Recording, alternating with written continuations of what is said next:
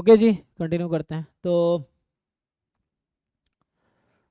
Last class में हम लोग कहाँ पे थे? ये वाला पार्ट आई थिंक ये डिस्कस किया था, टेस्ट ऑफ कन्वर्जेंस।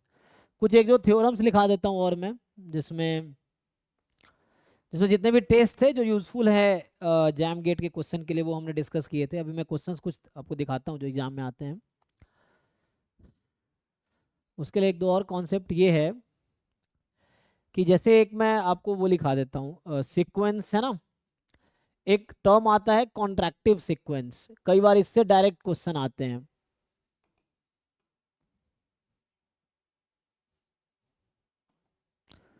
कॉन्ट्रैक्टिव सीक्वेंस क्या होता है? ये किसी को आइडिया है ये क्या होता है?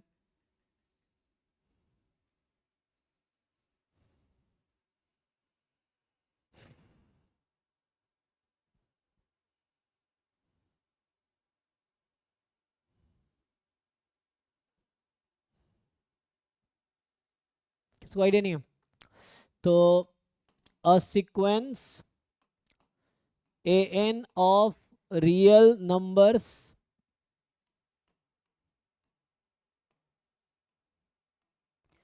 is contractive sequence if and only if there exists a constant, मान लो k जो होगा हमारा 0 1 के बीच होगा। तो there is a constant k जो कि 0 और 1 के बीच होगा, सच दैट कि आप अगर an+2 minus an+1, this will be, जिसका डेफिनेशन है less than equal to k time an+1 minus an। ये समझ पा रहे हैं? देखिए, for all n belongs to natural number. तो ये डेफिनेशन है कॉन्ट्रैक्टिव सीक्वेंस का। क्या हो रहा है इसमें कि दो कंसेक्यूटिव टर्म का difference less than equal to है उसके जो पिछला दो कंसेक्यूटिव सीक्वेंस है उससे। जैसे एग्जांपल के लिए मैं बात करूं तो कई बार ऐसा लिखेगा, समझ रहे हैं? जैसे एग्जांपल के इसमें क्या, अगर इसको n को आप फिट करो तो इसका क्या मतलब है? n को अगर मैं 1 रखता हूं तो क्या बनेगा कि a3 minus a2 less than equal to हो k टाइम, n को 1 रखा, a2 माइनस a1। साथ में ऐसे ही हो जाएगा, a4 minus a3 should be less than equal to a3 minus a2। यानी चलता रहेगा ना। हाँ, इस तरह से आप देखते रहेंगे। तो जैसे मैं अगर इसको फर्दर कंटिन्यू करूँ तो होगा क्या? क्योंकि तो हो रहा है ना, तो यहाँ पे अगर आप फर्दर कंटिन्यू करेंगे तो ये कुछ ऐसा हो जाएगा। अगर इसी रिकरेंस रिलेशन को मैं कंटिन्यू करता जाऊं तो अगर ये जो रिलेशन इसमें कन्वर्ट हुआ, इसको मैं इसके छोटे वाले टर्म के लिए लिखते जाऊं तो क्या हो जाएगा ये?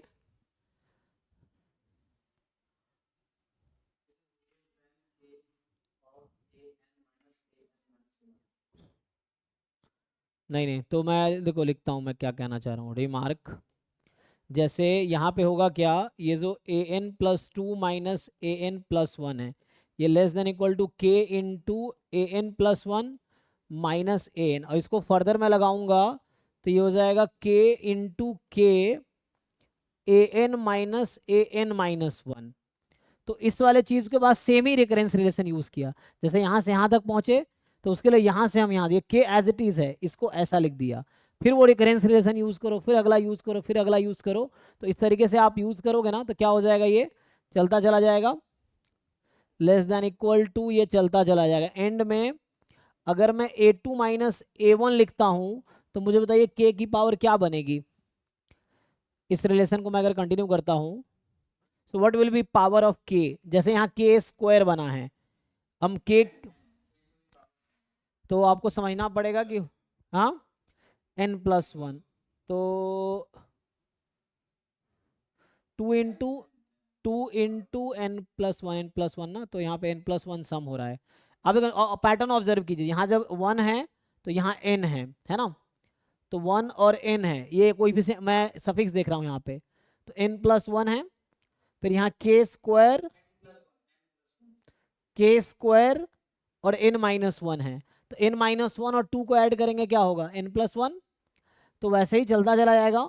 तो ये 1 है और 1 की पावर में क्या लेंगे तो सम n+1 होगी, तो यहाँ n होगा एक्चुअली। पैटर्न समझ पा रहे हैं, मैं आपको थोड़ा एक्सपैंड करके दिखाता हूँ क्या कहना चाह रहा हूँ। सो आपको पैटर्न ऑब्जर्व करना है। मैं कह रहा हूँ जब पावर 1 है यहाँ पे तो इसका सफिक्स n था, जब पावर 2 है इसको k इंटू के को मैं k स्क्वायर कर देता हूँ, तो आपको ज़्यादा समझ ऐसा आया था ना। सो ये है less than equal to k square, ऐसा हो जाएगा। फिर यहाँ n-1 है, यहाँ 2 है, तो 2 और n-1 ऐड करेंगे n+1 आएगा। तो यहाँ जब सफिक्स 1 आ गया तो यहाँ n लिखना पड़ेगा ताकि n+1 रहे, तो हर बार वो सम n+1 पैटर्न ऑब्जर्व कर रहे थे जस्ट। तो ये वाला अगर इस तरह कोई सिचुएशन आता है तो ऑब्वियसली तो उससे फ़ायदा क्या है, तो ये कॉन्ट्रैक्टिव सीक्वेंस का फ़ायदा क्या है, तो थ्योरम ये होता है कि ये जो कॉन्ट्रैक्टिव सीक्वेंस है ये हमेशा कन्वर्जेंट होगा, इनफैक्ट कॉची भी होगा, कॉची और convergent if and only if है, और sequence is Cauchy if and only if sequence is convergent in R, मतलब रियल नंबर का जो सीक्वेंस है कॉची होगा if and only if convergent है if and only if Cauchy है। तो इसका फायदा ये है कि जो भी सीक्वेंस का बिहेवियर इस तरह का होगा that will surely be convergent, वो कन्वर्जेंट होगा ही, ठीक है। तो सो थ्योरम ये है कि इफ an इज कॉन्ट्रैक्टिव सीक्वेंस, तो ये सब एग्जाम में डायरेक्टली ऑप्शन लिखा रहेगा, कॉन्ट्रैक्टिव सीक्वेंस दैट इज, क्या बोलना चाह रहे हैं, that is an+2 minus an+1 less than equal to k time an+1 minus an for all n belongs to natural number and for some k between 0 and 1, है ना, for some k between 0 and 1, then ये जो an होगा is convergent या Cauchy लिख सकते हैं आप, कन्वर्जेंट सीक्वेंस। एक और थ्योरम इसका एक्सटेंशन इस तरह का आता है कि let an be a sequence, सो an कोई सीक्वेंस है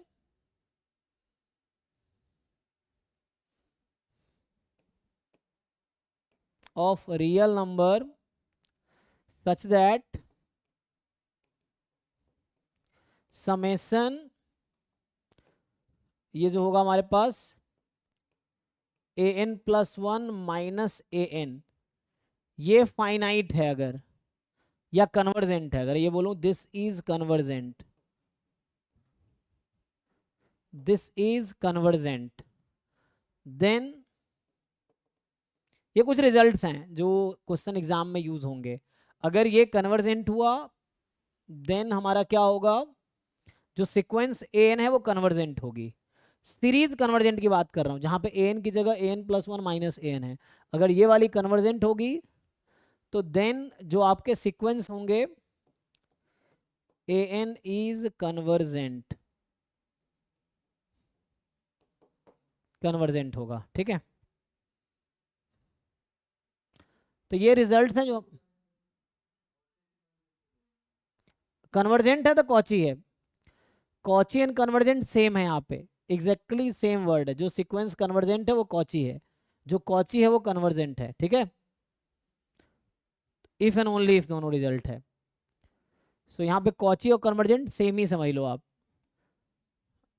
आर में आप कन्वर्जेंट को हटा के आपको प्रॉब्लम है तो इसको आप लिख दो कॉची सीक्वेंस, इसको लिख दो आप कॉची सीक्वेंस, कोई दिक्कत नहीं है, ठीक है। कन्वर्जेंट है तो कॉची है, कॉची है तो कन्वर्जेंट है।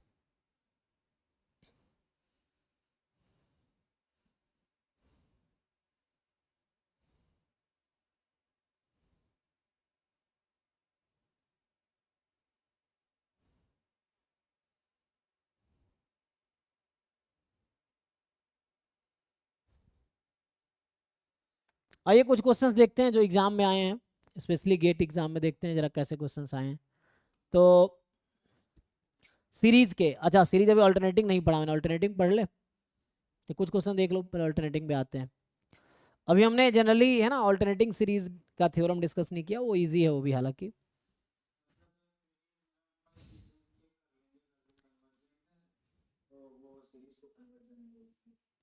सीरीज को नहीं, सीक्वेंस को। हम्म। डिफरेंस का सम, डिफरेंस का सम कन्वर्जेंट है। ये डिफरेंस है, डिफरेंस का मॉड लिया, उसका सम लिया, अगर वो कन्वर्जेंट है तो ए एन कन्वर्जेंट सीक्वेंस है। ए एन कन्वर्जेंट आपका क्या है, सीक्वेंस है।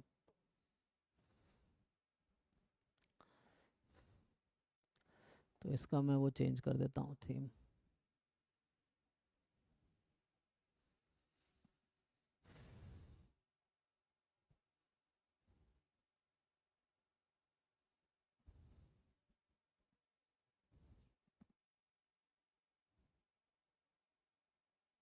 तो रुला रखा है तुमने। हम्म। तो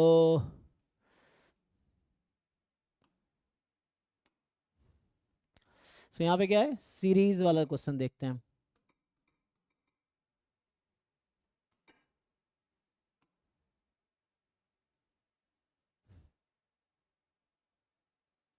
अच्छा ये डिस्कस करेंगे, रेडियस ऑफ कन्वर्जेंस अभी डिस्कस करना है। मेनली कन्वर्जेंस ऑफ सीरीज की बात करेंगे। ये जैसे है, क्या बोलना चाह रहा है कि ए वन है, ए एन प्लस वन ऐसा है, तो बताओ क्या बोल सकते हो। जैसे इस तरह क्वेश्चंस एग्जाम में आएंगे आपके। अब समझिए, जैसे इस तरह क्वेश्चंस हैं, अब आपको समझना पड़ेगा कि जो आपने थ्योरीज पढ़े हैं क्या वो अप्लाई कर पा रहे हो इस पे, क्या आप डिसाइड कर पाओगे, देखो। नहीं तो फिर मैं कराऊंगा। तो एग्जाम में एक्चुअली ऐसे क्वेश्चन मिलेंगे आपको। अभी हमने डेफिनेशन डिस्कस किया, थ्योरम्स डिस्कस किए, अब वो डेफिनेशन और थ्योरम यूज करके आपको बताना है कि इसका आंसर क्या है। आप लोग ट्राई कीजिए पहले, फिर मैं डिस्कस करता हूँ। 2 मिनट का टाइम लीजिए, आप लोग आंसर बताइए, फिर मैं डिस्कस करता हूँ, ठीक है ना। So you try first.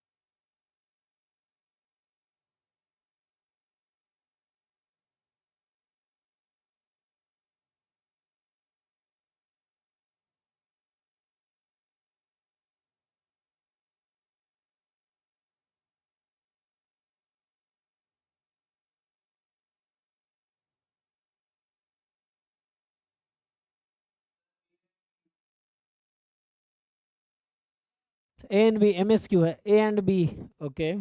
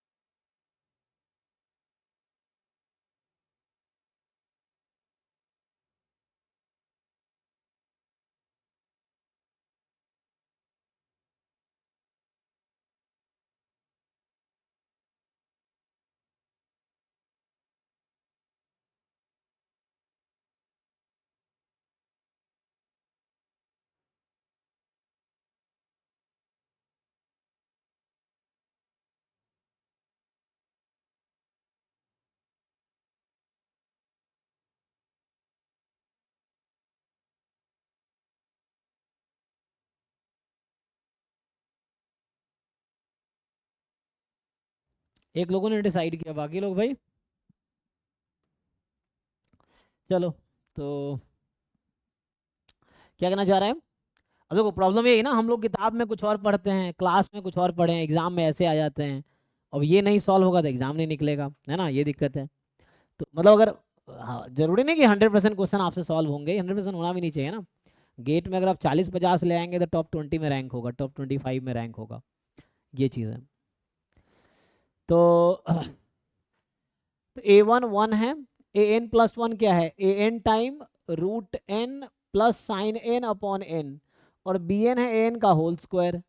तो पूछ रहा है कौन सा स्टेटमेंट ट्रू है, सीरीज an कन्वर्जेंट होगा।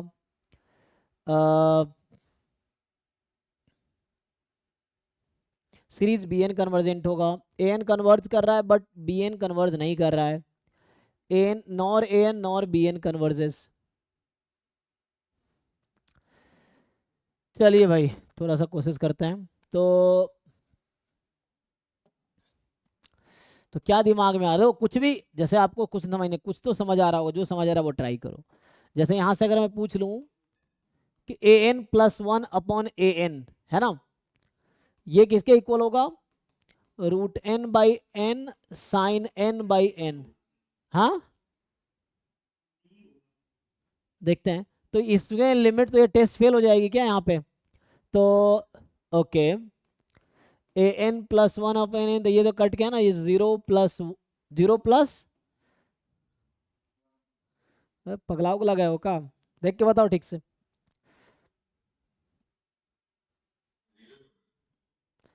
एक्चुअली ना बच्चे ध्यान नहीं देते, मुझे ये बताइए, sine x upon x limit x tends to infinity, ये क्या होगी? यही तो दिक्कत है, जो बच्चे सिंसियर नहीं है, जो बच्चे बहुत केयरफुली कैलकुलेशन नहीं करते हैं, उनको सब बराबर ही दिखता है। देखिए, अगर x tends to infinity sine x upon x क्या होगा, और x tends to 0 sine x upon x, के दोनों सेम कैसे आ सकता है? यहाँ x इन्फिनिटी है, यहाँ x 0 है, तो ये 0 और ये 1, आपने सही बताया, ठीक है ना। तो ध्यान से देखो यहाँ पे क्या है, ऐसे नहीं कहते ना सब गांव में एक वो है कि सब बराबर ही कर दो, ऐसा थोड़ी सब बराबर है। यहाँ n टेंस टू इन्फिनिटी है, तो साइन n अपॉन n 1 कैसे हो गया? n तो इन्फिनिटी है ना, तो इन्फिनिटी है तो साइन इन्फिनिटी एक bounded quantity upon infinity, something upon infinity, some bounded quantity upon infinity 0 हो जाएगी। लेकिन नहीं, कुछ भी होगा, मैं 0 नहीं लगाऊंगा, लेकिन दिमाग तो लगाओ थोड़े से। तो यहाँ से क्या हो गया, 0+0 कितना हो गया, 0। और मेनली मुझे तो यही टेस्ट करना चाह रहा है इस क्वेश्चन में, कि जो बच्चे हैं ना जिनको विजन क्लियर, उनको पता है कि डिफरेंस 0 और इन्फिनिटी में डिफरेंस है।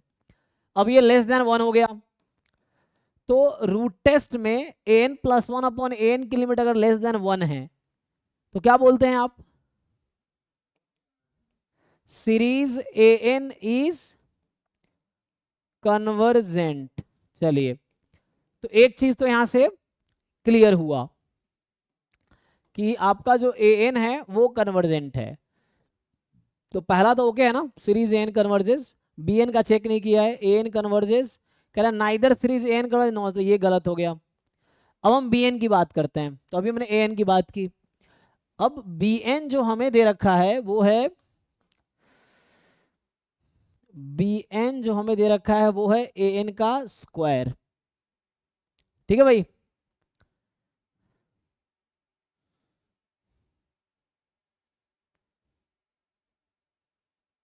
बताओ।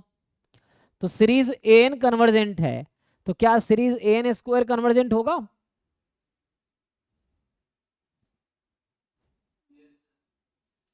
ये ऐसा बोला नहीं है कि ये sequence of positive real number है, तो मैं आपको इसका काउंटर एग्जांपल देता हूं, आंसर होगा नो। चलिए, अच्छा तो मैंने ऑल्टरनेटिंग टर्म सीरीज पढ़ाया नहीं है ना, तो अगर आप एन लेते हैं -1 की पावर एन अपॉन में, चलो आप ले लो √n, तो ये मैं अभी डिस्कस करता हूँ, फिर हम आते हैं वापस इस पे। तो अभी चलो यूज कर लेता हूँ, फिर मैं थ्योरी आज ही अभी डिस्कस करूंगा इसका। और बी एन ले लेते हैं ए एन स्क्वायर, तो कितना हो जाएगा 1/√n का स्क्वायर, मतलब n। अब जिन लोगों को पहले से थोड़ा बहुत आइडिया है, आप बताइए सीरीज एन क्या है यहाँ पे, कन्वर्जेंट या नहीं?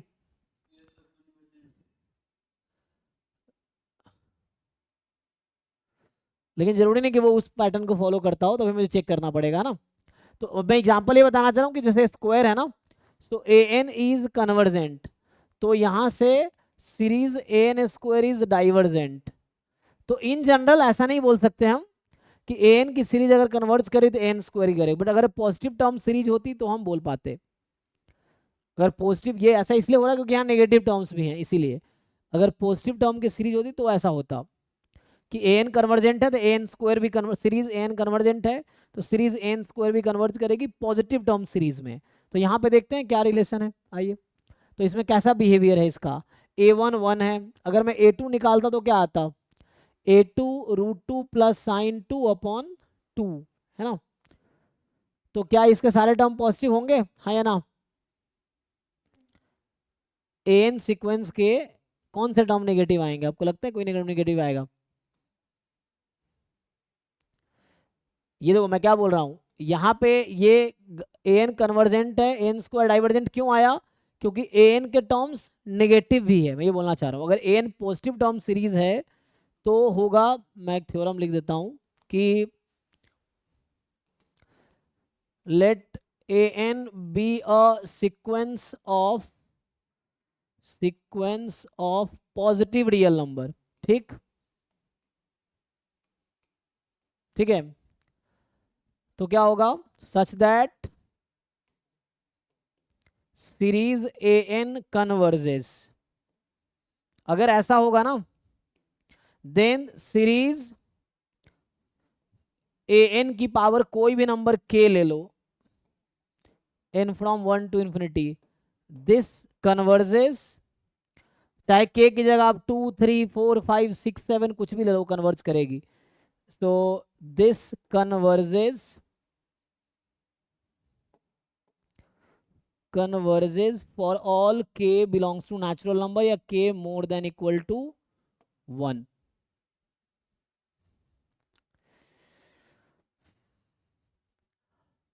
यहां प्रॉब्लम क्यों हुआ, क्योंकि नेगेटिव टर्म लिया था, इसलिए ऐसा हुआ यहाँ पे। तो यहाँ पे अब देखो मैं पूछ रहा हूँ एन के टर्म नेगेटिव हो पाएंगे, बताओ एन का कौन सा टर्म नेगेटिव होगा।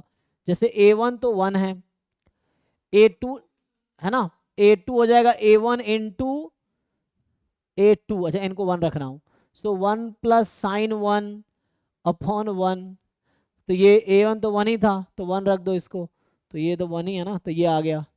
साइन 1 अराउंड साइन 57 डिग्री है, जब आप a3 निकालेंगे तो वो हमेशा पॉजिटिव रहेगा, ठीक है ना।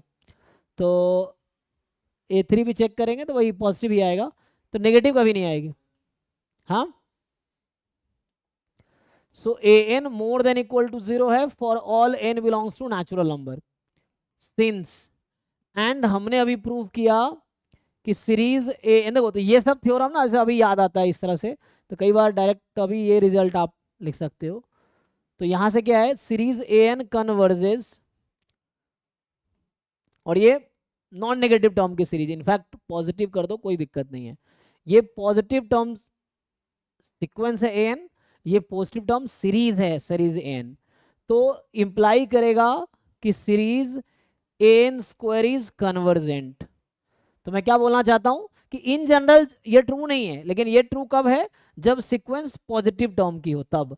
अगर ये कंडीशन हटा देंगे तो जरूरी नहीं, मैंने आपको एग्जांपल दिया पीछे कि एन कोई भी सीक्वेंस है तो जरूरी नहीं कि सीरीज एन कन्वर्ज करेगी देन सीरीज एन स्क्वायर भी कन्वर्ज करेगी, काउंटर एग्जांपल था। लेकिन अगर पॉजिटिव टर्म सीरीज है तो गारंटी है। प्रूव करना चाहेंगे, प्रूव भी हो जाएगा। तो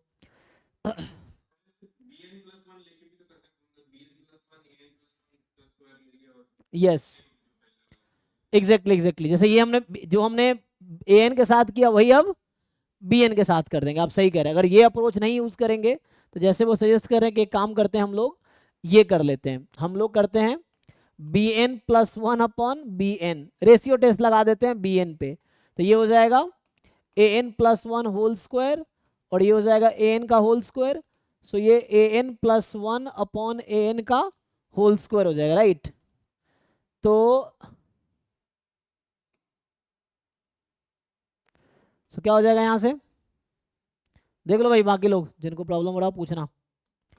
तो जब आप इसकी लिमिट कितनी आई, जीरो, तो इस पे अगर लिमिट लगा देंगे तो ये b n plus one upon b n ये आया। अगर मैं लिमिट लगा दूं n tends to infinity b n plus one upon b n, तो कितनी आ जाएगी, ये भी जीरो आ जाएगी, क्योंकि जीरो का स्क्वायर जीरो, ये भी लेस देन वन है। तो यहां से प्रूफ हो गया series b n is convergent. तो ये एक दूसरा अप्रोच हो गया जो इन्होंने बताया।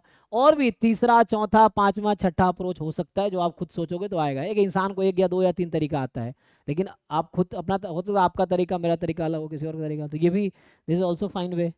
मैंने यहाँ एक रिजल्ट यूज किया, दिस इज ऑल्सो फाइन। और एक वो भी सिंपली जैसे जो आपने ए एन के साथ किया वही आप बी एन के साथ करो, तब भी कन्वर्जेंट है, सीरीज बी एन भी कन्वर्जेंट है, तो यहाँ पे कन्वर्जेंट है, ठीक है ना। तो यहाँ से आंसर क्या आया अब फाइनली, कुछ पूछना है किसी को, देख लो। एक अप्रोच ये है बी एन के लिए, दूसरा क्योंकि b n a N square ही दे रखा था इसने, तो एक ये अप्रोच है, दूसरा ये अप्रोच है, कोई भी लगा लो, रेशियो टेस्ट से दोनों हो गया, तो ये आसान है अगर थ्योरम याद नहीं है तो। तो यहाँ से आपका क्या आंसर आया, तो प्रॉब्लम यही है कि क्वेश्चन इस तरह के एग्जाम में आएंगे तो आपको सोचना पड़ेगा at the time, same time पे एग्जाम में आपको आइडिया आना चाहिए। तो कह रहा b n does not converse, ठीक है, जिन्होंने ये भी बताया सही बताए थे, आपने सही बताए थे, ठीक।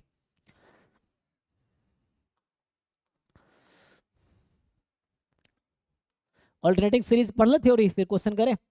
आओ जरा इसको डिस्कस करते हैं ऑल्टरनेटिंग सीरीज का, तो फिर क्वेश्चंस पे आते हैं, वरना फिर उसमें ये है कि यूज़ कर लूँगा मैं। तो हालांकि इसमें ऑल्टरनेटिंग सीरीज का कोई कॉन्सेप्ट यूज़ नहीं हुआ, ठीक है। अरे भाई कहाँ पहुँच गए,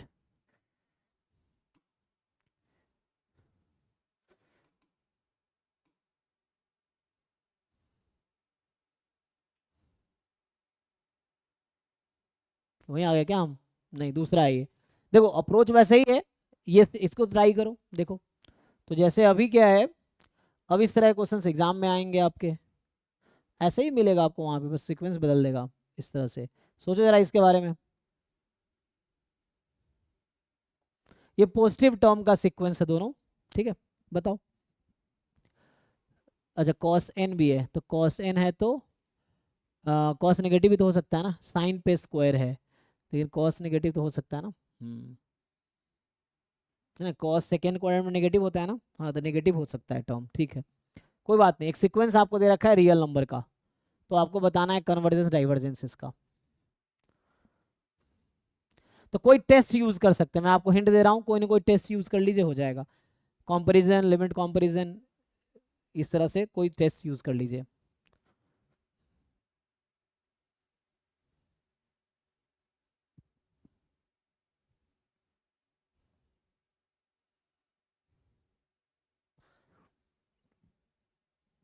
सोच के बताइए 2 मिनट में।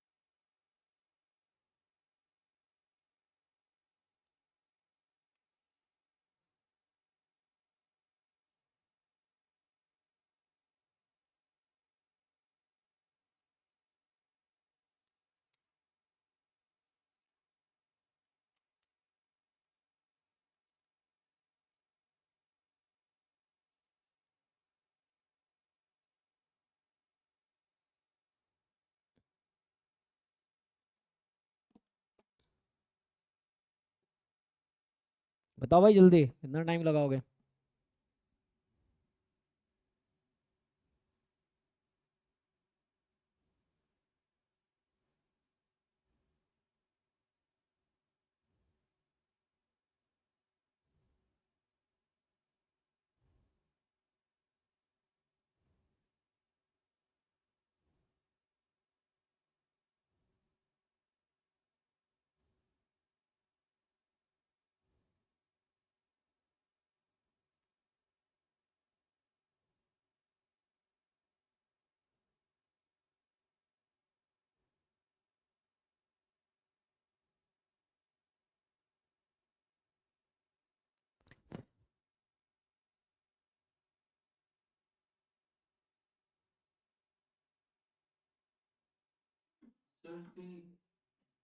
ओके, तो यहाँ पे आई थिंक सिंगल करेक्ट होगा। ओके हाँ, सिंगल करेक्ट ही होगा।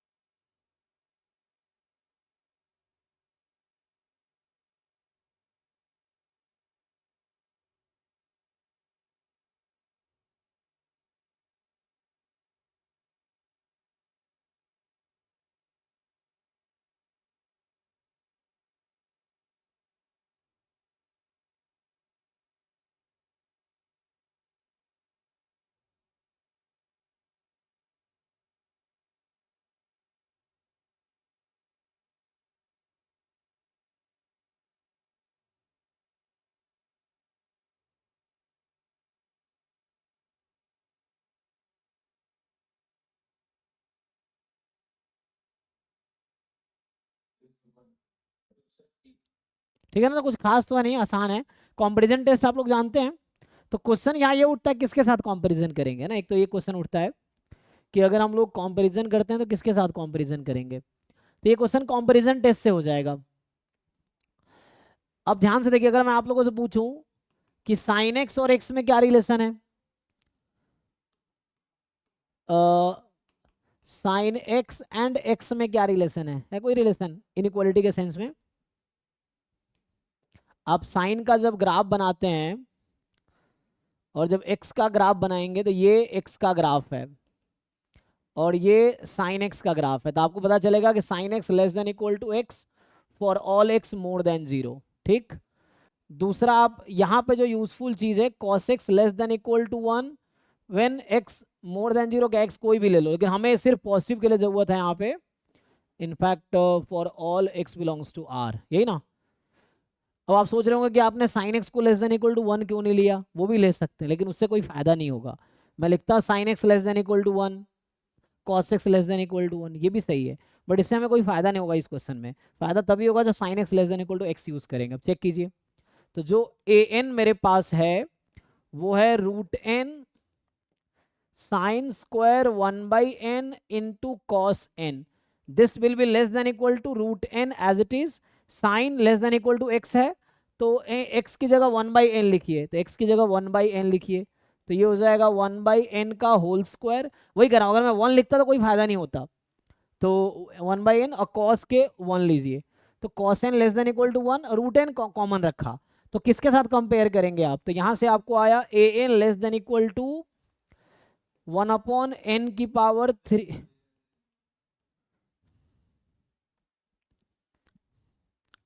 जैसे अगर मैं ऐसा लिखता हूं तो ये ओके है, root n less than equal to root n sine 1/n less than equal to 1/n and cos n less than equal to 1, ये ओके है। अगर मैं इस पे स्क्वायर लगा देता हूं तो भी कोई दिक्कत नहीं है।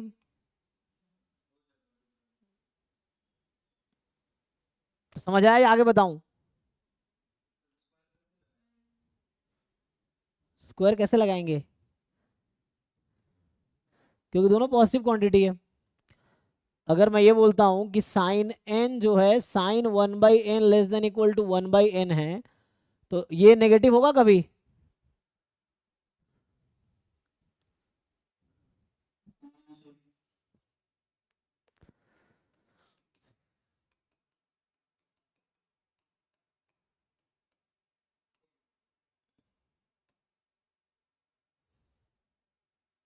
तो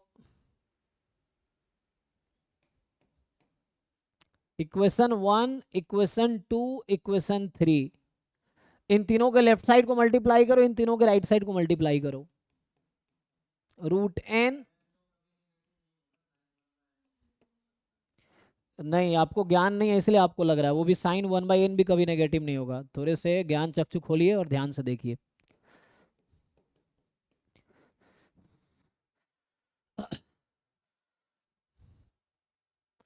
अब बताइए एन क्या रखेंगे कि साइन 1/n नेगेटिव आ जाएगा, आप सोचिए जरा। तो ये ए एन था, लेस देन इक्वल टू आ जाएगा 1/n⁻³ ठीक है, जिसका नाम मैं बी एन रख दूंगा, तो इसका नाम मैं बी एन रख दूंगा। और ये हमारा ए एन ऑलरेडी था, तो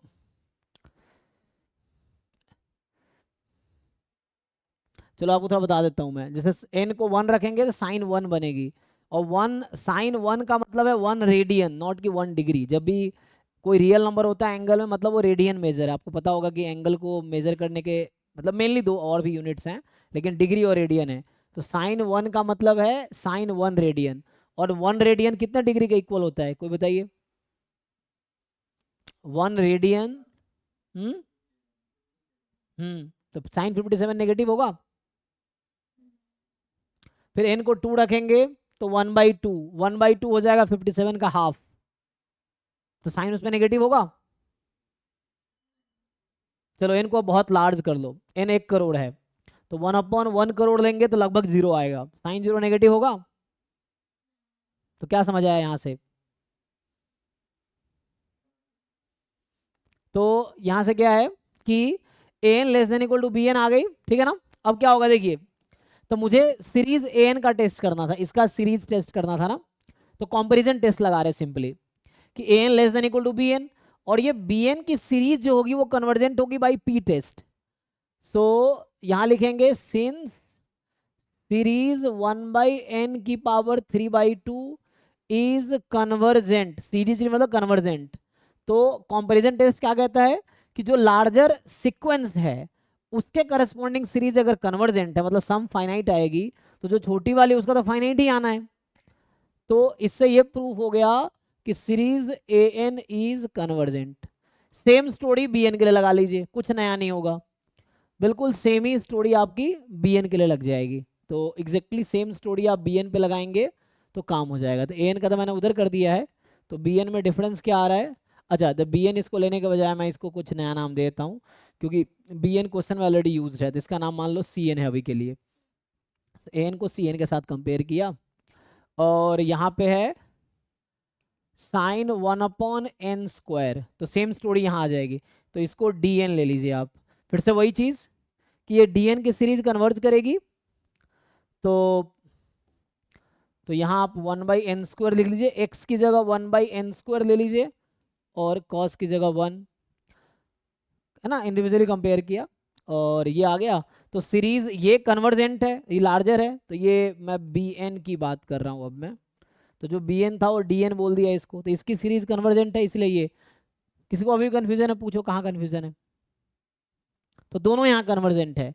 तो ये सब क्वेश्चन एग्जाम में आते हैं, है ना। बुक्स में जो होता है एग्जाम्पल्स में बहुत इजी होते हैं, आसान, जो मैंने भी क्लास में कराए कल, वो सब आसान एग्जाम्पल्स थे, लेकिन एग्जाम में इस तरह के आते हैं। तो आपको आसान आसान करके आपको दिमाग में इतना कॉन्सेप्ट फिट हो जाना चाहिए, कोई मुश्किल भी आ तो आप एटलीस्ट ट्राई कर सको, है ना।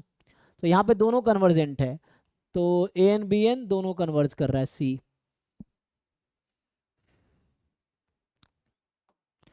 बाकी लोगों ने कोई और तरीके लगाए थे ही, तो हमने यूज किया कंपैरिजन टेस्ट, जो मैंने किया उसका नाम है कंपैरिजन टेस्ट।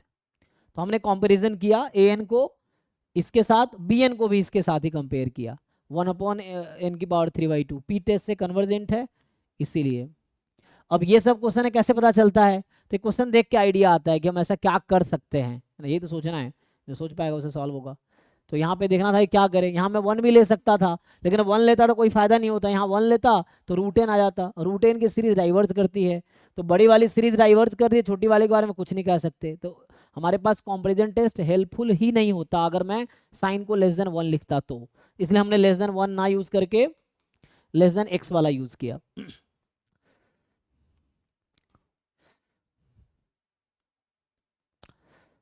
ठीक है ना, तो आपको समझना है कि एग्जाम में आपसे क्या चाहता है, तो इस तरह के क्वेश्चंस प्रैक्टिस करते होंगे, जो कि हमारे मॉक टेस्ट में मिल जाएगा, असाइनमेंट में मिल जाएगा। ठीक है ना, असाइनमेंट और मॉक टेस्ट में इस तरह के क्वेश्चंस मिलेंगे आपको।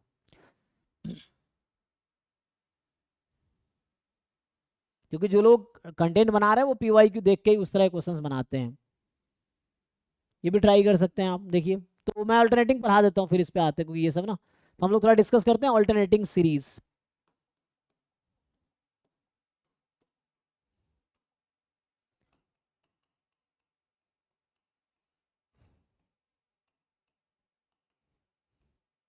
सो ऑल्टरनेटिंग सीरीज क्या होगी, कि ऑल्टरनेटिंग का नाम ही के लिए ऑल्टरनेटिंग, मतलब एक टर्म पॉजिटिव में दूसरे नेगेटिव में प्लस माइनस चलता रहेगा, साइन ऑल्टरनेटिंग रहेगा टर्म्स के पहले। जैसे मैं ऐसा लिख देता हूँ, let a n be a sequence of positive real numbers, ठीक है, पॉजिटिव रियल नंबर्स लिख रहा हूं, ठीक है ना। देन कि ये जो सीरीज है, या तो आप ऐसा लिख सकते हैं -1n+1 इंटू ए एन, या आपकी मर्जी है नहीं मुझे ऐसा लिखना है तो कोई दिक्कत नहीं है, -1n इंटू एन, आपको जो ठीक लगे आप ये लिखो चाहे ये लिखो, है ना। इसको एक्सपैंड करोगे तो ये क्या बनेगा, तो इसको जब खोलोगे तो यहाँ ए होगा A1 -A2 plus A3 -A4, ये बनेगा। इसको जब आप ओपन करोगे तो ये आपका होगा, एन को 1 रखना है तो -A1 प्लस A2 -A3, है ना। सो ये बस साइन का डिफरेंस है, तो ये लिखो चाहे ये लिखो, तो ये दोनों जो सीरीज है, इस टाइप के जो सीरीज होंगे उसको बोलेंगे alternating series. So these are called alternating series, जहां पे ए आई पॉजिटिव है, हमने sequence of positive real number लिए हैं, तो ये जो A1 A2 A3 numbers positive है, इसका एग्जांपल भी बहुत इजी है। तो इस टाइप के होंगे या इस टाइप के होंगे, है ना, बात वही है। तो एंड लगा देता हूँ, चलो। तो इस तरह के जो सीरीज होंगे उसको बोलेंगे ऑल्टरनेटिंग सीरीज। एग्जाम्पल आपके पास ऑलरेडी है, जैसे समेसन -1n इंटू 1/n, मान लो ये है, तो ये आपके पास आ गया समेसन -1n an, तो यहाँ an मैंने क्या लिया है 1/n, 1/n क्या है, पॉजिटिव टर्म सीरीज है, ठीक है। या दूसरा एग्जाम्पल आप बनाएंगे, जैसे यहाँ -1n+1 इंटू 1/3n, तो ये भी वही है, तो यहाँ पे आप इसको लिखेंगे तो ये कुछ ऐसा है, -1n इंटू an, तो इस तरह की सीरीज, तो ये ऑल्टरनेटिंग सीरीज है। अब ऑल्टरनेटिंग सीरीज में टेस्ट करना बहुत आसान है कन्वर्जेंस, ठीक है।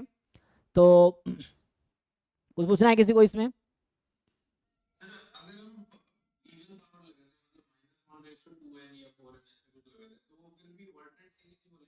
नहीं, क्योंकि वो जब आप -1/2n कर दिया तो 1 हो गई एक्चुअली, तो ऑल्टरनेट तो रहा नहीं, सारे टर्म पॉजिटिव आ गए एक्चुअली। जैसे -1 आप 2n प्लस ऑड नंबर कर दे सिर्फ, तो -1 आ गई। ऑल्टरनेटिंग मतलब है साइन फ्लक्चुएट करता हो, plus minus plus minus plus minus ऐसा होना चाहिए। अगर -1/2n ले रहे हैं तो कोई डिफरेंस क्रिएट नहीं करेगा, वो पॉजिटिव टर्म सीरीज हो जाएगी।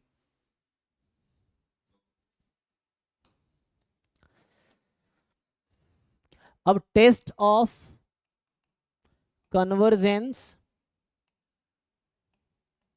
ऑल्टरनेटिंग, जैसे मैं इसको ओपन करता, अभी मैंने ओपन नहीं किया, अगर इसको हम ओपन करते तो क्या होता, तो इसके टर्म्स कुछ ऐसे आते, n को 1 रखते हैं, सो -1/1 +1/2 -1/3 +1/4 -1/5 ये आता। जैसे इसको मैं ओपन करता, ये जो हमारे पास है -1n/3n, अगर ये मैं लिखता तो ये क्या होता, जैसे इसको खोलोगे तो सिंपल दिखेगा क्या होगा, यहाँ खोलता हूँ तो ये 1/3 -1/3 स्क्वायर +1/3 क्यूब माइनस, तो प्लस माइनस साइन चल रहा है, इसलिए ऑल्टरनेटिंग है, बिकॉज ऑफ ऑल्टरनेटिंग साइन। तो test of convergence of alternating series, ठीक है, तो ये होगा alternating series. So test of convergence of alternating series, तो क्या होगा, सिंपल कि let a n be sequence of positive real number है, फिर से लिख रहा हूँ पॉजिटिव रियल नंबर है, ठीक है ना, पॉजिटिव रियल नंबर, ठीक है, सच दैट पहला कंडीशन है कि limit n tends to infinity 0 होनी चाहिए, दूसरा कंडीशन है कि ए n is monotonically decreasing series sequence, sorry monotonically decreasing sequence, मतलब that is A1 more than A2 more than A3, इस तरह का बिहेवियर हो, है ना, इवन मुझे कोई प्रॉब्लम नहीं है, ठीक है ना। सो पहली चीज, एक तो an की लिमिट 0 होनी चाहिए और ये डिक्रीजिंग होनी चाहिए, देन जो -1 की पावर n इंटू an होगी, this is convergent series, this is convergent series. कोई डाउट है किसी को? दो कंडीशन है, an की लिमिट 0 हो और डिक्रीजिंग हो, तो ये वाली जो अल्टरनेटिंग सीरीज हमेशा कन्वर्जेंट होगी। एग्जाम्पल के लिए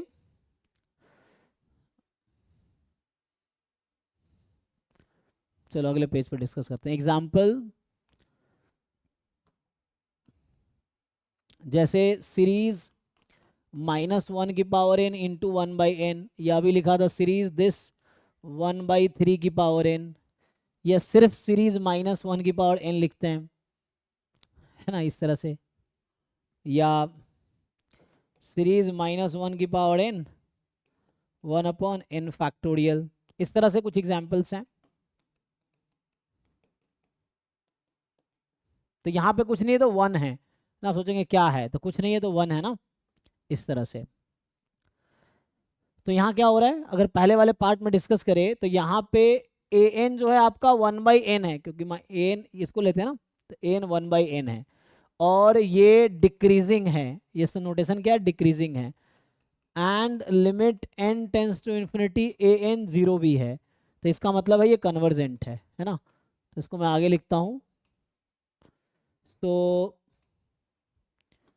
this is convergent because an एक तो डिक्रीजिंग है, ये नोटेशन यूज किया मैंने बस, सिंपल डिक्रीजिंग है और लिमिट 0 है, इसीलिए यहाँ भी this is convergent with the same logic, because एक तो limit n tends to infinity 1/3 की पावर n 0 होगी, और ये जो सीक्वेंस है an बराबर 1/3 की पावर n, ये भी डिक्रीजिंग है। कैसे चेक करते हैं आप लोग डिक्रीजिंग, तो देखिए n की डिफरेंट वैल्यू रख के वैल्यू बढ़ती चली जाएगी, या दिखा दो an + 1 की वैल्यू लेस होगी an से, an + 1 is less than an।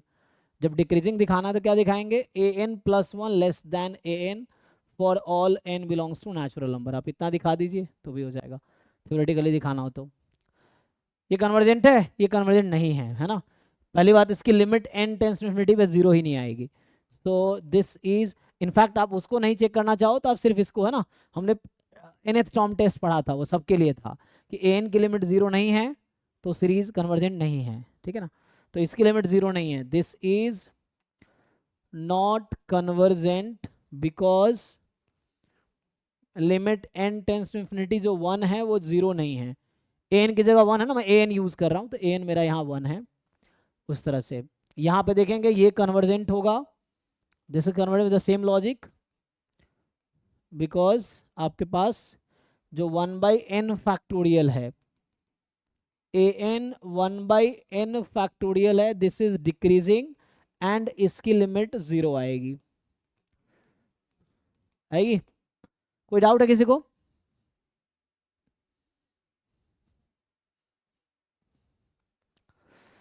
चलिए, तो ऑल्टरनेटिंग सीरीज में ठीक है ना, एक तो मैंने डिफाइन किया, एक थ्योरम लिखा। तो ये था डेफिनेशन, ऑल्टरनेटिंग सीरीज होने के लिए ऐसा होना चाहिए, ऐसा या ऐसा। ओपन फॉर्म में ऐसा होगा A1 minus A2 plus A3 minus A4 and so on, जहाँ AI पॉजिटिव है, तो इस तरह से। और ये इसका कन्वर्जेंस के लिए थ्योरम है, लिमिट 0 होना चाहिए, डिक्रीजिंग होना चाहिए। ये कुछ एग्जाम्पल्स लिखे हैं। अब आते हैं क्वेश्चंस पे जो एग्जाम में ही आए, जैसे यही क्वेश्चन देखिए, तो ये तो अभी डिस्कस कर लिया था, ये वाला क्वेश्चन देखिए आप। तो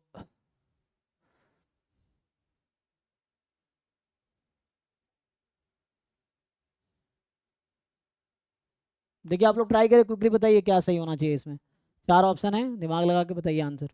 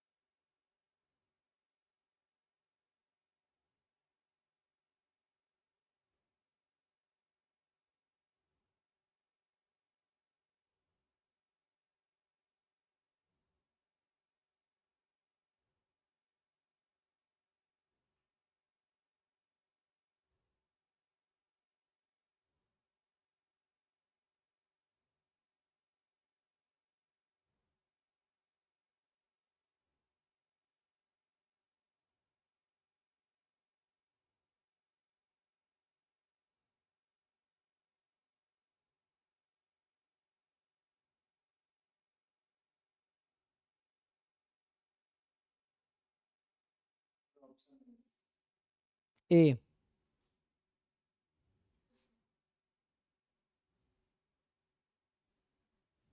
बाकी लोग बताइए जी।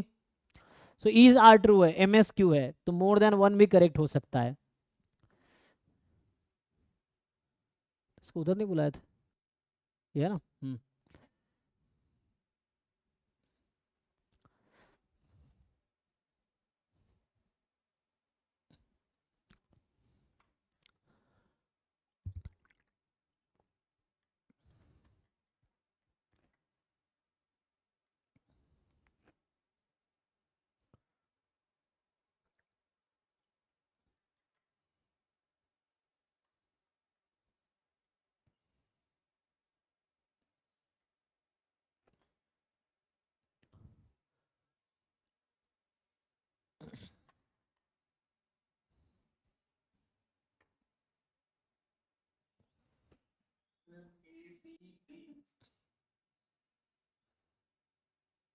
अच्छा, ABD, ओके। अच्छा, रेडियस ऑफ मैंने पढ़ाया नहीं अभी, है ना, तो ये पावर सीरीज में आएगा, तो हमने ये डिस्कस नहीं किया अभी।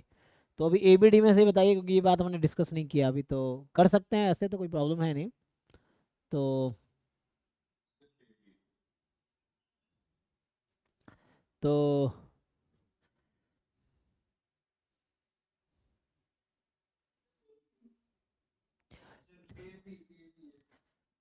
अच्छा, देखो, तो ऐसे, ओके, ऐसे रेडियस का कोई बड़ी बात नहीं है, 1/r इज इक्वल टू, मैं वही चलो पढ़ाऊंगा तो बताऊंगा, लेकिन अभी यूज़ करने के लिए मैं आपको बता दूं, जस्ट मैं अभी के लिए आपको एक बेसिक आइडिया देता हूं, ताकि ये क्वेश्चन कर लो, आगे मैं फिर से डिस्कस करूंगा। तो रेडियस ऑफ कन्वर्जेंस क्या है ना, कि मान लो r आपका रेडियस ऑफ कन्वर्जेंस है, तो let r be radius of convergence of power series, अब सीरीज से पावर सीरीज हो गया, ठीक है ना, ए एन एक्स की पावर एन, तो उस केस में क्या होता है, देन जो in fact if and only if कर सकते हैं आप, तो इसमें होगा, तो यहाँ पे जो फॉर्मूला होता है 1/r is equal to limit superior limsup of a n plus 1 a n, या दूसरा तरीका आपको आसान लगे, so limsup of a N की पावर 1/n, 1/r लिखा हुआ है, ठीक है ना।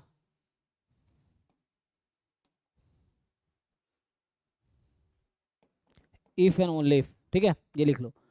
तो यहाँ से आप आर निकाल सकते हैं, ये सिंपल एक कॉन्सेप्ट है जो आगे मैं डिस्कस करूंगा, इसका डेफिनेशन क्या है, ये थ्योरम लिखा, हालांकि ये डेफिनेशन तो नहीं है, ठीक है अभी के लिए। तो ये है हाउ टू कैलकुलेट, तो अभी इस अगर इतना कर लेंगे, ये तो लिमिट हम लोग कैलकुलेट करते रहे, लिमिट सुप क्या होता है पता ही आपको, लिमिट सुपीरियर, तो यहाँ लिमिट सुपीरियर इसका लगाना है। एनीवे इस क्वेश्चन पे आते हैं, ठीक है देखते हैं। तो अभी क्या कहना चाह रहा है कि -1 है ना, -1 की power n plus 1 a n convergent है, तो उसके लिए सिंपल तरीका आपको पता है चेक करने का कि ए एन की लिमिट 0 होनी चाहिए, ए एन डिक्रीजिंग होनी चाहिए। ए एन क्या है 1/3 की पावर n, तो ये हमने अभी क्लास में ही डिस्कस किया है क्वेश्चन, तो इसकी लिमिट 0 है और ये डिक्रीजिंग सीक्वेंस है, तो ये तो कोई प्रॉब्लम नहीं है इसमें। अब इस अब इसमें क्या करते हैं, इसमें जो होगा A1 A2 AN, तो खुद अगर डिक्रीजिंग है तो इसके टर्म्स का अगर आप एवरेज लेंगे, है ना, डिक्रीजिंग है और लिमिट 0 आएगी, तो लिमिट तो हमें पता ही है कि अर्थमेटिक मीन की लिमिट वही होती है जो AN की लिमिट होती है, हमने ये पढ़ा था ना। अभी आपको मैं अगर याद दिलाऊं तो ये क्या था, रिमार्क में कुछ दिन पहले हमने लिखा था कि limit n tends to infinity A1 A2 up to AN upon n, ये वही होगी जो limit n tends to infinity AN होगी। तो ये हमने जनरल थ्योरम जो लिखे थे वो AN नॉन नेगेटिव टर्म की सीरीज है या इनफैक्ट पॉजिटिव टर्म सीरीज है, उसके लिए ये फॉर्मूला था। तो इस अगर ये लगाएंगे तो ये जो लिमिट, इसकी लिमिट वही आएगी जो इसकी लिमिट आएगी, 0 है और खुद डिक्रीजिंग है, तो इसका एवरेज लेंगे तो वो डिक्रीजिंग ही होगा। तो ये नया सीक्वेंस बना सकते हो आप, और या टर्म बाई टर्म डिस्कस कर लो तब भी हो जाएगा, है ना। आप पुट भी कर सकते हो, मान लो 1/3 रख दो, 1/3 स्क्वायर एंड सो ऑन, तो ईच टर्म इसका कन्वर्जेंट है। और अगर सम देखेंगे कन्वर्जेंट होगा, ठीक है ना, क्योंकि ये भी ऑल्टरनेटिंग सीरीज है, ये भी ऑल्टरनेटिंग सीरीज है, तो इसकी लिमिट तो 0 होगी और ये डिक्रीजिंग होगी क्योंकि एन डिक्रीजिंग है। अब चाहो तो वैल्यू रख के देख सकते हो ना,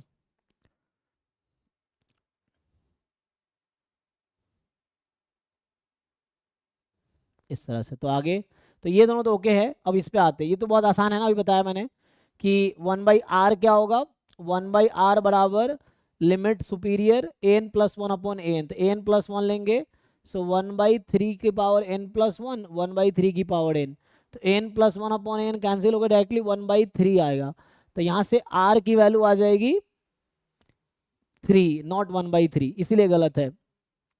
इसका जो रेडियस, सिंपल फॉर्मूला है, रेडियस ऑफ कन्वर्जेंस 3 आएगी नॉट की,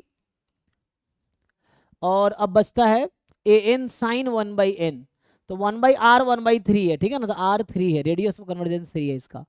ये क्या कहता है, ए एन साइन 1/n भी कन्वर्जेंट सीरीज होगा, तो हम लोग कंपेरिजन कर लेते हैं। तो ए एन क्या है मेरे पास, अच्छा साइन 1/n के बारे में क्या कह सकते हैं, तो किसके साथ कंपेयर करना चाहोगे,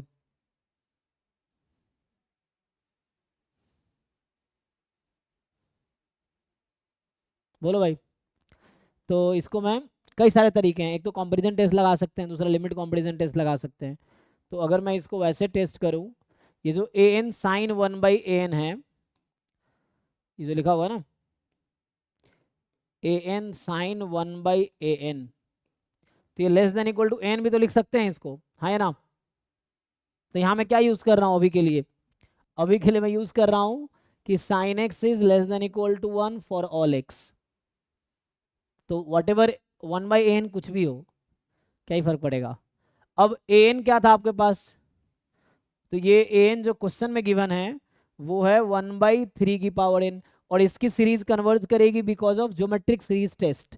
तो ये सीरीज हमेशा कन्वर्ज करेगी ज्योमेट्रिक सीरीज टेस्ट से, तो ये कन्वर्जेंट है। तो लार्जर सीरीज, लार्जर सीक्वेंस के करस्पॉन्डिंग सीरीज कन्वर्जेंट है, तो स्मॉलर सीक्वेंस के करस्पॉन्डिंग सीरीज भी कन्वर्जेंट होगी। तो ये ओके है। बाकी ये डिटेल में डिस्कस करेंगे आगे, अभी हम रेडियस ऑफ कन्वर्जेंस, अभी के लिए फॉर्मूला बता दिया to calculate radius of convergence. Okay, पूछना है किसी को कुछ, देख लो।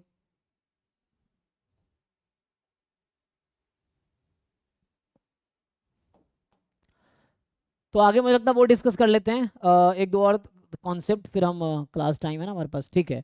तो अभी मैंने क्या डिस्कस किया, ऑल्टरनेटिंग सीरीज क्या होती है। एक होता है कन्वर्जेंस, जो ऑल्टरनेटिंग सीरीज है ना उसमें दो तरह के कन्वर्जेंस होते हैं। जैसे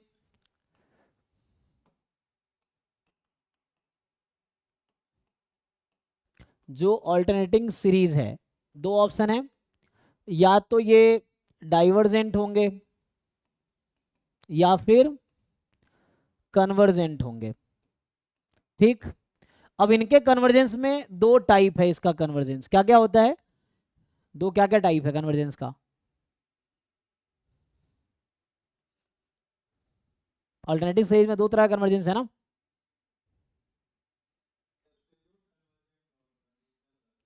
जी, सो एब्सोल्यूट है ना, एब्सोल्यूटली कन्वर्जेंट, और दूसरा होगा कंडीशनली कन्वर्जेंट। तो इसको डिफाइन करते हैं,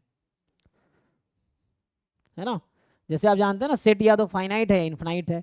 इन्फिनाइट है तो दो कैटेगरी है, काउंटेबली इन्फिनाइट या अनकाउंटेबली इन्फिनाइट, तो वैसे वाला सिचुएशन हो गया।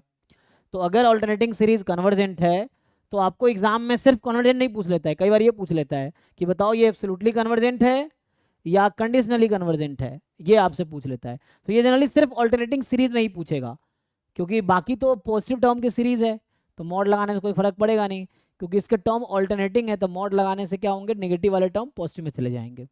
तो इसीलिए ये बात करता है। तो आइए डिफाइन करते हैं इसको। सो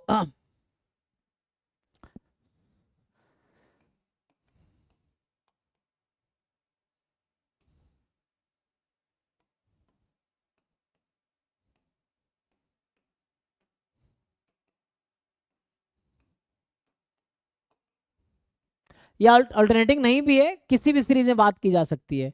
तो मैं अभी तुम्हें डायरेक्टली किसी भी सीरीज के लिए लिखा देता हूँ।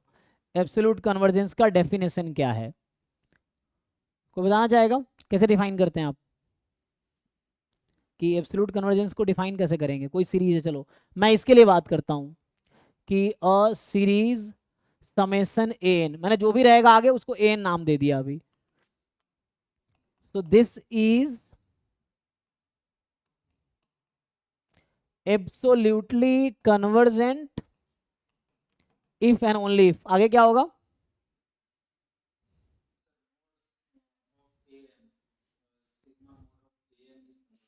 तो इसमें सिंपल है ये, कि ऑब्वियसली क्या होगा, मतलब इसमें ये होता है कि दिस इज कन्वर्जेंट, एंड साथ में गारंटी, मेनली ये इंपॉर्टेंट नहीं है, इंपॉर्टेंट ये है कि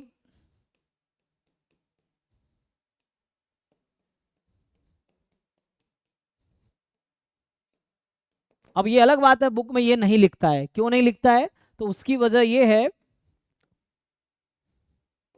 कि अगर ये वाली सीरीज कन्वर्जेंस है, और जिन लोगों को याद हो ये वाला चीज हम यूज करते हैं एक्सपेक्टेशन में, आपको याद होगा कॉची डिस्ट्रीब्यूशन का मीन एग्जिस्ट क्यों नहीं करता है, इसी वजह से, क्योंकि वो जो इंटीग्रल है वो एब्सोल्युटली कन्वर्जेंट नहीं है।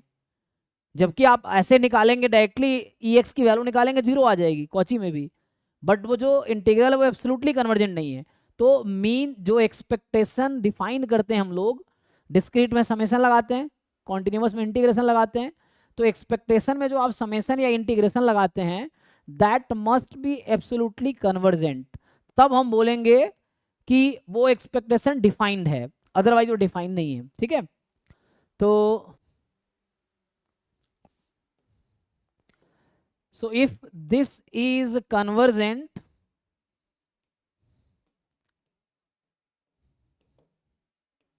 कोई भी एलिमेंट है ना, देन गारंटी है कि ये वाली जो सीरीज होगी आपकी ये कन्वर्जेंट होगी ही, कन्वर्ज ट्रू नहीं है।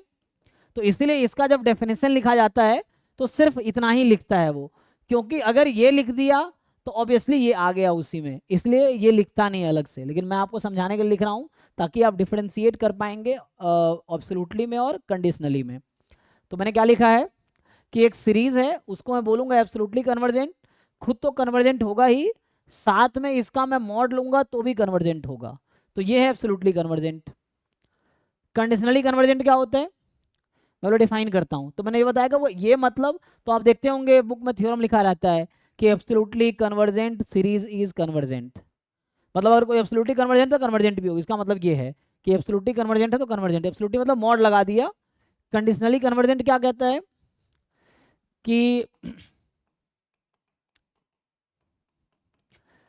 कंडीशनली कन्वर्जेंट सीरीज, हम यहाँ सीरीज की बात कर रहे हैं, ठीक है ना। So a series summation an is conditionally convergent, है ना, कंडीशन के साथ कन्वर्जेंट है ये, conditionally convergent if and only if क्या होगा,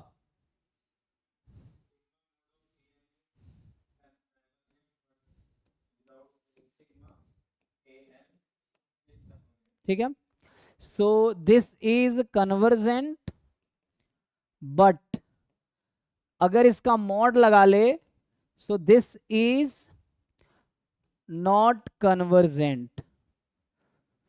तो आप देखते होंगे जहां भी, है ना, जो मीन एग्जिस्ट नहीं करता है, या तो वो सीरीज या इंटीग्रल डाइवर्जेंट है, या वो एब्सोल्युटली कन्वर्जेंट नहीं है, मतलब कंडीशनली कन्वर्जेंट है, इसलिए मीन एग्जिस्ट नहीं करता है।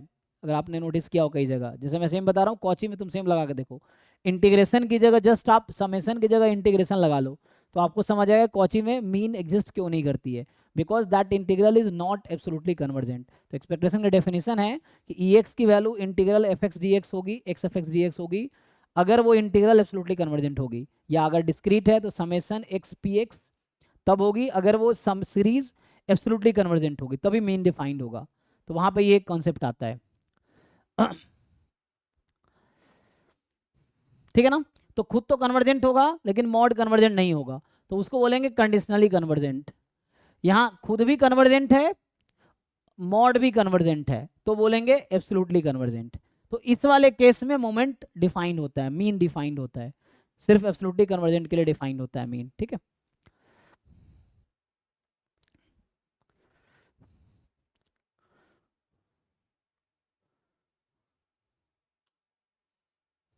एग्जाम्पल देखें, जैसे अभी मैं लिखा था -1 की पावर n इंटू 1/n, दूसरा -1 की पावर n रूट n, तीसरा -1 की पावर n 1/3 की पावर n, फोर्थ -1 की पावर n एंड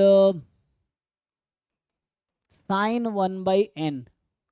बताइए, आपको बताना है कि क्या है एब्सोल्युटली कन्वर्जेंट, सब ऑल्टरनेटिंग सीरीज है, तो या तो ये कन्वर्जेंट होगी, तो मतलब इसके तीन कैटेगरी है ना, आपने देखा ना इसके तीन कैटेगरी है, जो हमारा ऑल्टरनेटिंग सीरीज है या तो डायरेक्टली ये डाइवर्जेंट हो जाएगी तो अलग बात है, कन्वर्जेंट है तो एब्सोल्युटली कन्वर्जेंट होगी या कंडीशनली होगी। तो ये डिपेंड करता है मॉड्यूलस पे कि ईच एआई का मॉड लगा दिया फिर समेशन लगाए, तो अगर वो कन्वर्जेंट है तो एब्सोल्युटली कन्वर्जेंट है, वो डाइवर्जेंट है मॉड वाला तो ये कंडीशनली कन्वर्जेंट, ठीक है ना। तो तीन कैटेगरी है, तो यहाँ पे भी तो बता ही रखा हूँ मैं कि ये सब कन्वर्जेंट है, पहले चेक कर लो। तो ये बताना है कौन कौन सा, चलो मैं ऐसे लिख देता हूँ, कन्वर्जेंट तो सब है।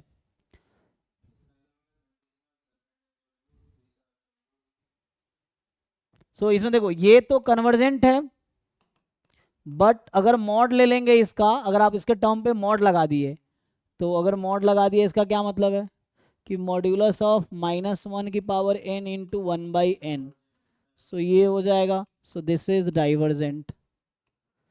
ऐसे यहाँ पे क्या होगा, ये खुद कन्वर्जेंट है। अच्छा, तो यहाँ मुझे इसके बजाय ना, मुझे सब एक ही जैसा लिख दिया मैंने, तो चलो रहने दो, कोई बात नहीं। तो यहाँ पे क्या है, या मैं इसको अगर एन स्क्वायर लिख देता अभी के लिए, एन तो लिखा ही वन, चलो 1/n² लिख देते हैं, ठीक। तो ये कन्वर्जेंट है। एंड अगर मैं मॉड लगा दूँ -1n² तो ये सीरीज 1/n² हो गया, और ये भी कन्वर्जेंट है। तो खुद भी कन्वर्जेंट है और मॉड लेने के बाद भी कन्वर्जेंट है, तो मतलब ये एब्सोल्युटली कन्वर्जेंट है। ये वाला कन्वर्जेंट है, एंड मॉड लगा देंगे उसके बाद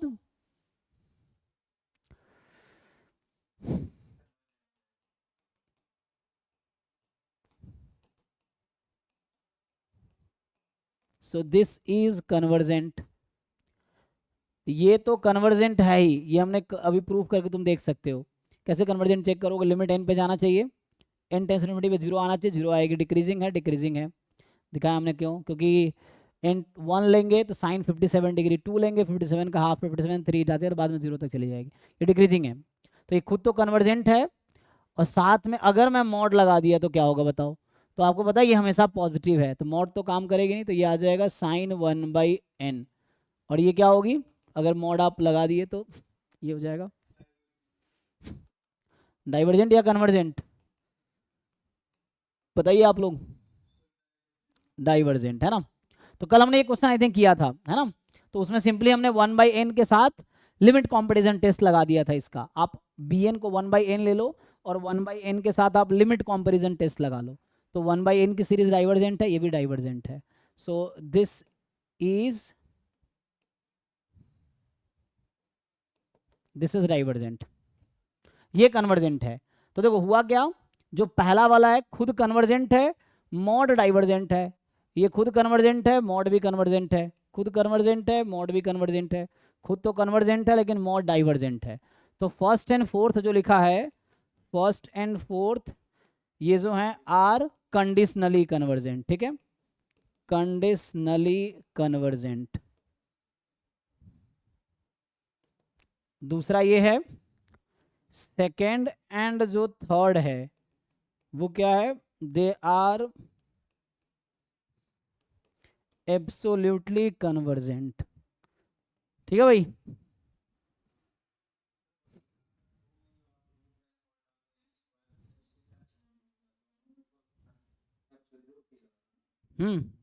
सोच लो।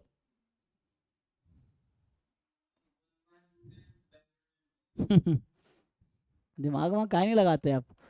समेसन -1 की पावर n 1/√n, चलो लिख दिया मैंने, अब बताइए आप। This is convergent by alternating series test, उसको लेबनिज टेस्ट भी बोलते हैं। एंड अगर मॉड लगा दिया तो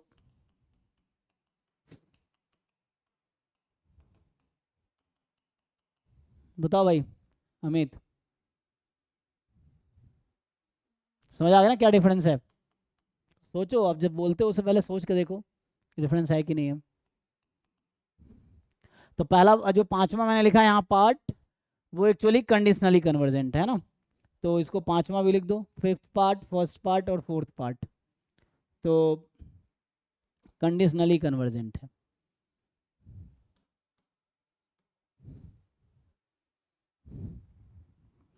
पूछना किसी को कुछ इसमें अभी, जैसे मैं एक और पार्ट अगर मान लो ऐड कर देता, मैं सिक्स पार्ट ऐड कर दूं, ये हो गया सीरीज -1 की पावर n इंटू n, तो ये क्या होगा, -1 की पावर n है, बाहर में n है, ये मान लो इंटू में n² है लेट से। सो ये कन्वर्जेंट है या डाइवर्जेंट है ना, सिंपल लिमिट 0 पर जाएगी नहीं, तो ये डाइवर्जेंट हो गया। तो ये जब ये डाइवर्जेंट है तो एब्सोल्यूट या कंडीशनली कोई बात नहीं होगी। एब्सोल्यूट कन्वर्जेंस या कंडीशनल कन्वर्जेंस की बात तब आती है जब वो सीरीज कन्वर्जेंट है। तो कन्वर्जेंट होने के बाद का स्टेप है कि भाई कौन सा वाला कन्वर्जेंट, जब कन्वर्जेंट है ही नहीं तो एब्सोल्यूट और कंडीशनल की बात नहीं होगी, है ना। तो इसमें एब्सोल्यूट या कन्वर्जेंस की कोई बात नहीं होगी, बिकॉज ये डाइवर्जेंट है, ठीक है।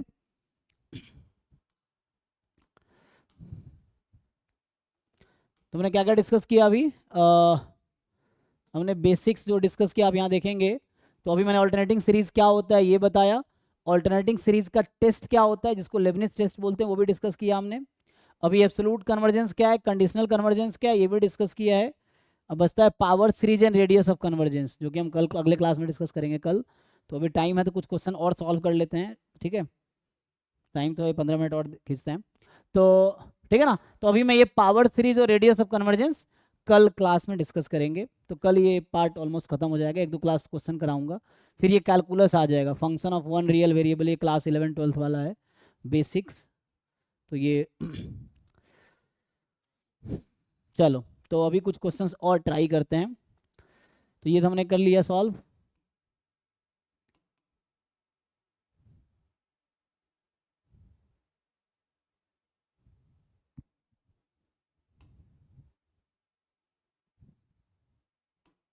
अरे भाई,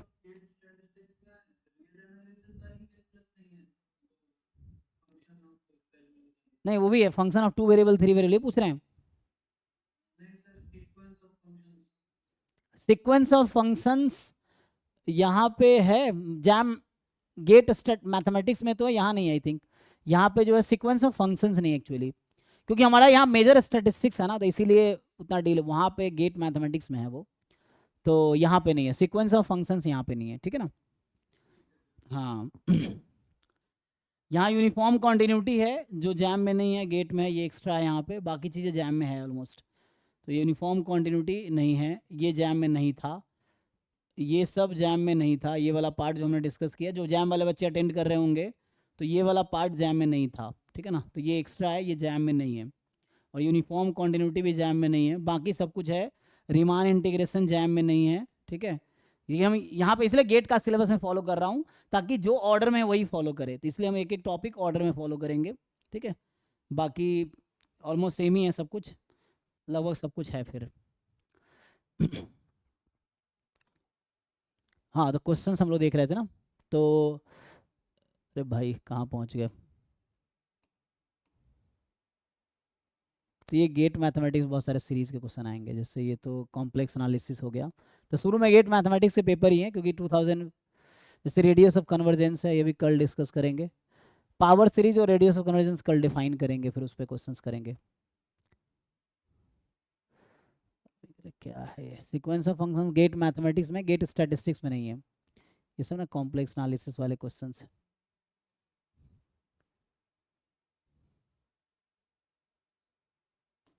क्या है भाई?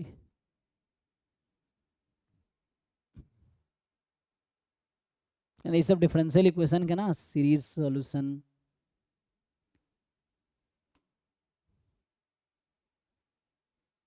ये भी है लॉरेंट सीरीज, ये सब नहीं पढ़ना हमें, ये गेट मैथमेटिक्स के पेपर्स हैं इनिशियली। जैसे ये गेट 2022 स्टैटिस्टिक्स का है, आइए तो इसको ट्राई करते हैं। 2022 स्टैटिस्टिक्स गेट में आया है ये। तो ये क्वेश्चन है कि,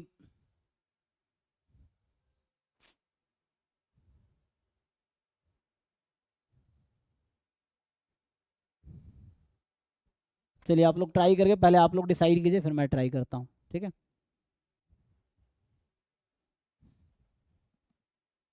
क्विकली ट्राई करके आंसर बताइए। इज आर मतलब एम एस क्यू है, मल्टीपल सेलेक्ट हो सकता है, और ये कंडीशनली कन्वर्जेंट पे अभी जस्ट में डिस्कस किया है।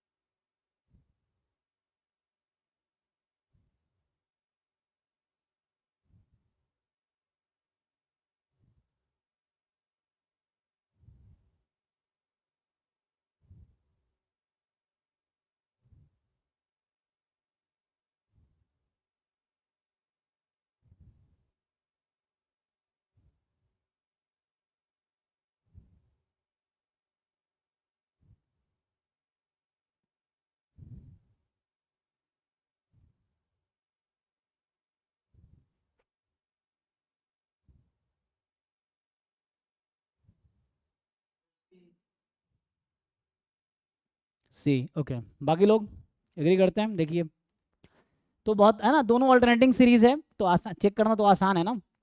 क्या करना होता है, हमें चेक करना पहले खुद इसका कन्वर्जेंट है कि नहीं, बाद में इसका मॉड्यूलस देख लेना है। तो अभी के लिए ये जो आपके पास है, पहले इसका खुद का कन्वर्जेंस चेक कीजिए, उसके बाद हम लोग वो करेंगे। तो चूंकि ये कंडीशनली कन्वर्जेंट की बात कर रहा है, तो ये खुद ही हिंट दे रहा है कन्वर्जेंट तो है, मेनली आपको मॉड्यूलस देखना है ना। तो ये पक्का है कि S1 कन्वर्जेंट है, S2 कन्वर्जेंट है, हमें क्या चेक करना है, मॉड्यूलस को, क्योंकि कन्वर्ज है ना, बोला कंडीशनली कन्वर्जेंट, तो ये तो बता रखा है ना, कन्वर्जेंट तो है, S1 S2 कन्वर्जेंट है, वो बता रखा है।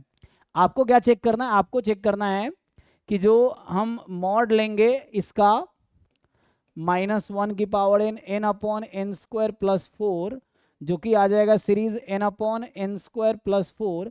अगर आप n कॉमन लेके काट देंगे तो ये क्या बन जाएगा, 1 अपॉन n प्लस 4/n, यही ना।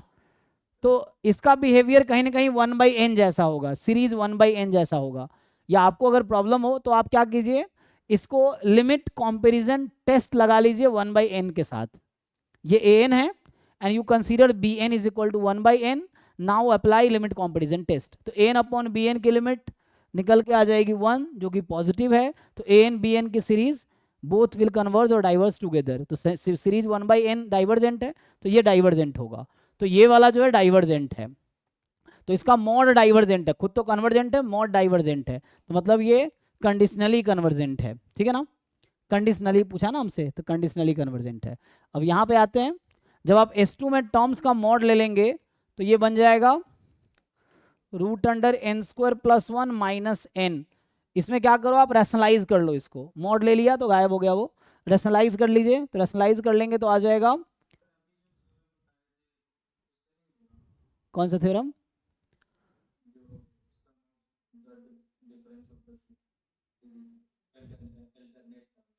हम्म हम्म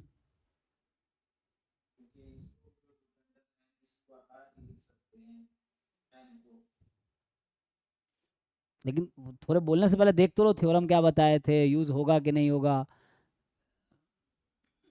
कहीं कुछ भी दिक्कत ही है ना कि आप घर पे बिल्कुल दिमाग नहीं लगाना चाहते, जो दिमाग है बस टीचर दिमाग लगाए, आप मत लगाओ। देख अगर देखो थ्योरम अगर आपने लिखा है तो क्या लिखा है हमने, दिमाग वमाग यूज करना चाहते ही नहीं हो तो होगा क्या उसका। या अगर आपने लिखा हो थ्योरम तो देखो अप्लाई कैसे होगा।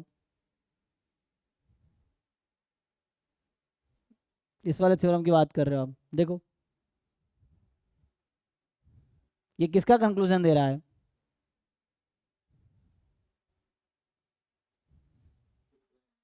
फिर दिमाग वमाग लगाओ क्या करना है।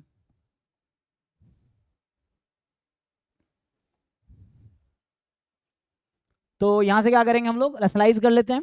तो रैशनलाइज करेंगे तो यहाँ से आ जाएगी √n² + 1 + n। अगेन सेम चीज, इसका भी बिहेवियर वही है जो सीरीज 1/n का बिहेवियर है। अगेन आप इस टेस्ट को क्या करो, इसको 1/n के साथ लिमिट कंपैरिजन टेस्ट लगा लो। तो an, ये an है, bn आप अज्यूम कर लो 1/n, an अपॉन bn की लिमिट 1 आएगी, पॉजिटिव है, सीरीज 1/n डाइवर्जेंट है, इसलिए ये भी डाइवर्जेंट है। तो ये भी कंडीशनली कन्वर्जेंट, मतलब S1 S2 कन्वर्जेंट है, लेकिन इसका जब मॉड ले रहे हैं टर्म्स में तो डाइवर्जेंट हो जा रहा है, तो मतलब दोनों जो है कंडीशनली कन्वर्जेंट है। कुछ पूछना है किसी को, देख लीजिए। तो कहने का मतलब है कि this is divergent, this is divergent, क्योंकि ये दोनों सीरीज जो है 1/n के जैसा बिहेवियर है, वैसे ही इसका बिहेवियर है। तो आप 1/n के साथ लिमिट कंपैरिजन टेस्ट लगा लीजिए, है ना, मतलब आसान क्वेश्चन है तो उससे।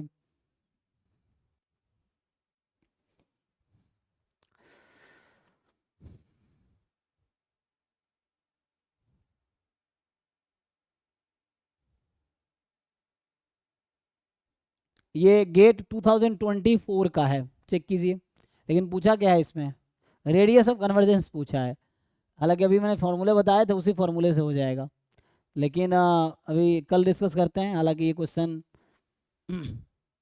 लिमिट सुपीरियर निकालना पड़ेगा, ठीक है ना, तब ध्यान से करना सॉल्व। बाकी जो लोग हैं गेट 2024 का पेपर खोल के सॉल्व करना, मोस्टली का आंसर गलत आएगा। तो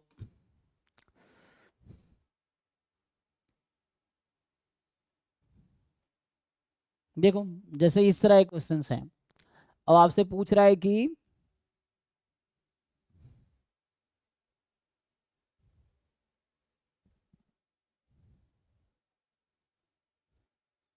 बताओ, आपको बता रखा है कि एन की जो सीरीज है ना वो आपकी पॉजिटिव टर्म की सीरीज है और एन पॉजिटिव टर्म की सीरीज है, एन की पावर 1/n एल है जो कि लेस देन 1 है।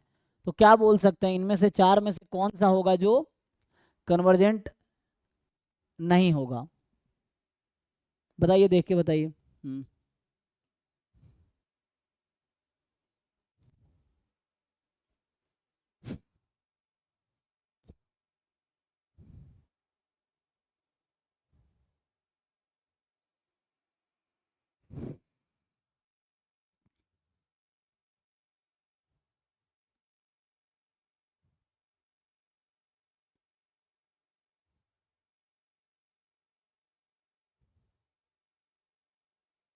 सिंगल करेक्ट है ना, कौन सा कन्वर्जेंट नहीं होगा? तो बाकी कन्वर्जेंट हो सकता है ना? Which one is not convergent?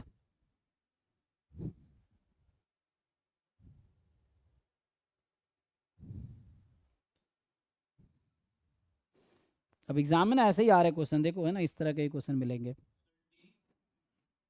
Okay देखो, एक काउंटर एग्जांपल आप बना सकते हो ना, डिस्कार्ड करना है तो एन पॉजिटिव टर्म की सीक्वेंस है और एन की पावर 1/n लिमिट एल है जिसकी वैल्यू लेस देन 1 है। तो रूट टेस्ट कह रहा है कि सीरीज ए एन जो है वो कन्वर्जेंट है, यही कहना चाह रहा है। तो हमें ये गिवन है क्वेश्चन में, अब इसके बारे में सोचना है। तो अभी थ्योरम लिखाया था मैंने कि अगर ये कन्वर्जेंट है तो आप इसमें लगा लीजिए उसका, अगर ये दे रखा है ना, अच्छा छोड़ो मैं ये सीधा सीधा बता देता हूँ, इतना क्यों दिमाग लगाना है, इसी को यूज़ कर लेते हैं चलो। तो अगर इसकी लिमिट ऐसा है तो limit n tends to infinity root under A n, इसकी पावर 1/n लेंगे तो क्या आएगी? Root under l. और अगर लिमिट लेस देन 1 है तो उसका स्क्वायर रूट भी लेस देन 1 होगा, उसकी गारंटी है। तो इससे ये समझ आ गया कि सीरीज रूट एन तो कन्वर्जेंट होगा। होगा कि नहीं होगा? देख लो जी भाई, सही बोल रहा हूं मैं कि अगर कोई नंबर लेस देन 1 है तो इसका स्क्वायर रूट लेस देन 1 होगा। 0-1 के बीच का नंबर का स्क्वायर रूट 0-1 के बीच ही आएगा, स्क्वायर भी इवन 0-1 के बीच ही आएगा ना। तो क्योंकि लिमिट है ना, ये लेस देन 1 है और ये पॉजिटिव टर्म सीरीज है तो ये भी गारंटी है कि ये पॉजिटिव होगा। तो एल की वैल्यू 0-1 के बीच है एक्चुअली, जो लिमिट है दैट इज बिटवीन 0 एंड 1, 0 के इक्वल हो सकता है। तो ये हो गया।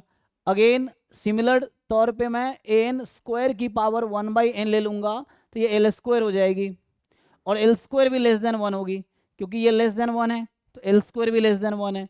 तो यहाँ से ये प्रॉपर मैं प्रूफ लिख रहा हूँ, मैं एग्जांपल लेकर डिस्कार्ड भी कर सकते थे लेकिन प्रूफ लिखना भी बहुत ईजी है यहाँ पे, इसलिए प्रूफ ही लिख दे रहा हूँ। तो ये प्रूफ हो गया कि A N square is convergent, this may be treated as a theorem. तो ये हो गया। फिर ऐसे ही अब क्या रह गया? ये भी ऐसे ही हो जाएगा। अगर मैं पहले वाले की बात करूं कि इसको रूट अंडर ए एन प्लस 1, इस पूरे की पावर तुम 1/n लगा लो, ठीक? मतलब मैंने अलग अलग कर दिया, अगर तुम साथ रखना चाहो मुझे कोई दिक्कत नहीं है, ठीक है ना। तो अगर तुम्हें साथ में रखना हो ए एन प्लस 1 तो होगा कि अलग अलग कर दो, रूट एन करके अलग अलग पावर लगा दो। तो root l into root under l, तो रूट एल एल हो गया, ये भी लेस देन 1 है। तो इससे प्रूफ हो गया कि इसका सीरीज कन्वर्जेंट है। तो ये कन्वर्जेंट है, कन्वर्जेंट है, कन्वर्जेंट है, ये वाली आएगी डाइवर्जेंट। करके देखो इसके साथ।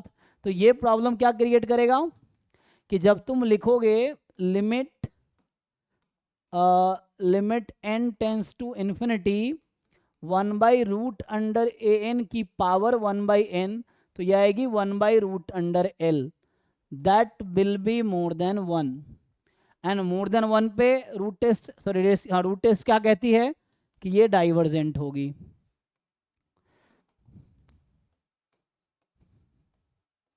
सो यही वाला है जो कि कन्वर्जेंट नहीं है। तो करेक्ट ऑप्शन ये है, मैं टिक कर रहा कन्वर्जेंट।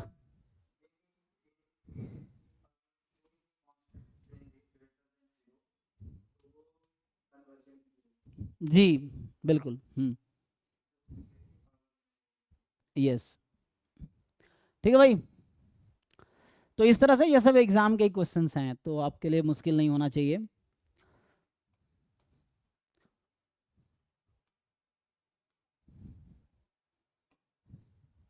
बाकी बहुत सारे असाइनमेंट ड्राइव में है, सीक्वेंस सीरीज के आप देख सकते हो, बहुत सारे असाइनमेंट आप उसको ट्राई कर सकते हो। तो ये तो पीवाई क्यूज हैं, नॉन पीवाई क्यू बहुत सारे हैं। जैसे इस तरह की सीरीज है, इसको चेक करो, ये भी आसान है, ये तो डायरेक्ट फॉर्मूले बेस्ड है, मतलब ये कंपैरिजन या लिमिट कंपैरिजन टेस्ट से हो जाएगा, दोनों से हो जाएगा, कंपैरिजन टेस्ट से भी हो जाएगा। इसमें कुछ करने की ज़रूरत नहीं पड़ती है, इसमें मतलब देख के बता दोगे, तुम्हें कोई पेन चलाने की ज़रूरत ही नहीं है।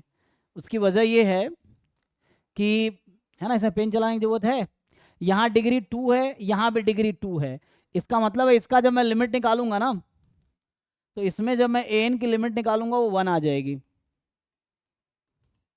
लेकिन an की लिमिट अगर नॉन जीरो है तो सीरीज क्या है, डाइवर्जेंट।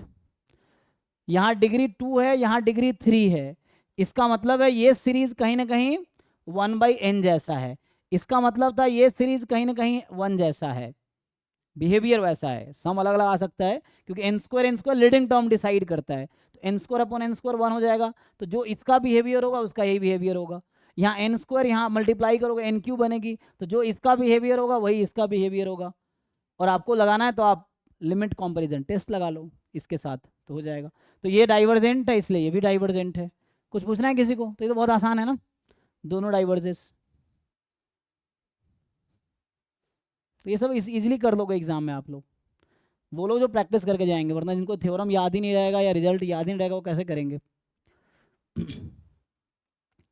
ये सभी सब्जेक्टिव वाले स्किप कर देता हूँ। तो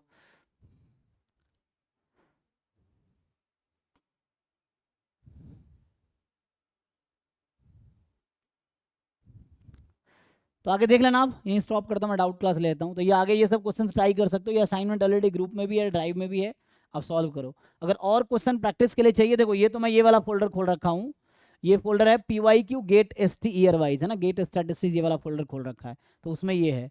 अगर आप बाकी पीछे जाएंगे तो एक प्रॉपर जो फोल्डर PYQ वाला है उसके अंदर जाएंगे तो बहुत सारे टॉपिक वाइज आपको सिक्वेंस सीरीज के वो मिलेंगे। जैसे